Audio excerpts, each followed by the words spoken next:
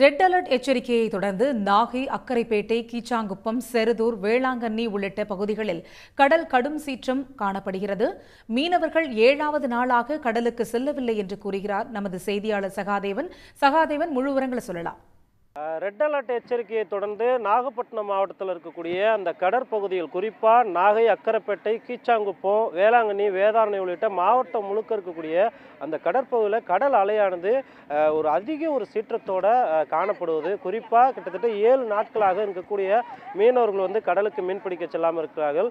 அதுபோல் 700க்கும் மேற்பட்ட விசைப்படகுகள், 1000த்திற்கும் மேற்பட்ட ஃபைபர் படகுகள் கரையோரங்களில் பாதுகாப்பாக நிறுத்தி வைக்கப்பட்டிருக்கிறது.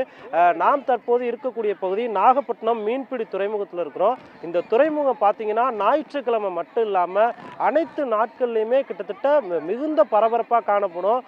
வெளி மாநிலங்களுக்கும் வெளிநாடுகளுக்கும் அதிக அளவில் தமிழ்நாட்டில் இருக்கக்கூடிய கடலோர மாவட்டங்களில் அதிக மீன் ஏற்றுமதியை செய்யக்கூடிய ஒரு மாவட்டமாக இருக்குது.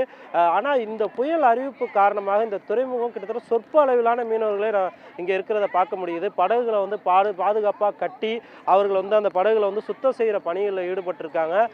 இங்கே இருக்கக்கூடிய மீனவர்கிட்ட கேட்கலாம், இப்போ புயல் அறிவிப்பு கொடுத்துருக்காங்க, நாகப்பட்டினம் துறைமுகம் எப்படி இருக்குது, விசைப்படகுகளை பாதுகாக்கிற பணியில் ஈடுபட்டு இருக்காங்க, என்ன மாதிரியான நடவடிக்கைகளை செய்வீங்க? இப்போ இந்த இடத்த பொறுத்த வரையும் மீன் விற்பனை பண்ணுற படகு மட்டும்தான் இங்கே இருக்கணும். ஆனால் இப்போ புயலுக்காக சொல்லியிருக்கிறதுனால இப்போ இந்த போட்டை பாதுகாப்பாக நிறுத்தணும் அப்படின்னுங்கிறதுக்காக ஒவ்வொரு போட்டோட அணைச்சி கட்டுவாங்க.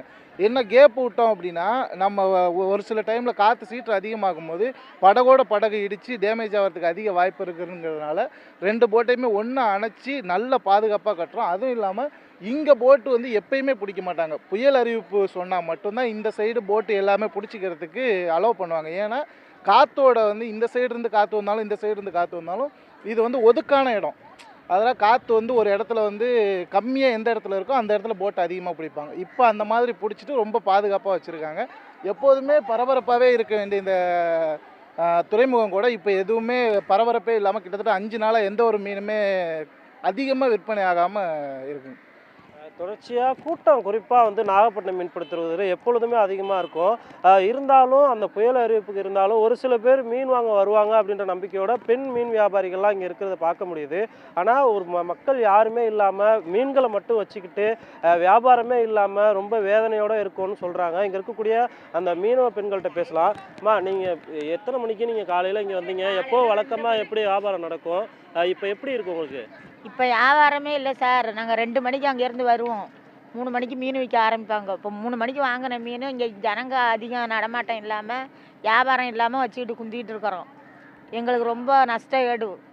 இதால் ஒன்றும் ஒரு பழப்பும் இல்லாமல் கிடக்கிறோம். என்ன செய்யறன்னு ஒன்றும் தெரிஞ்சுக்க முடியாமல. என்ன சார், போட்டுகளையும் எடுக்க முடியாத அந்த புயலால் கிடக்கு. என்ன செய்யறது, அதுக்கு மேலே என்ன சொல்கிறதுனே தெரியல எனக்கு.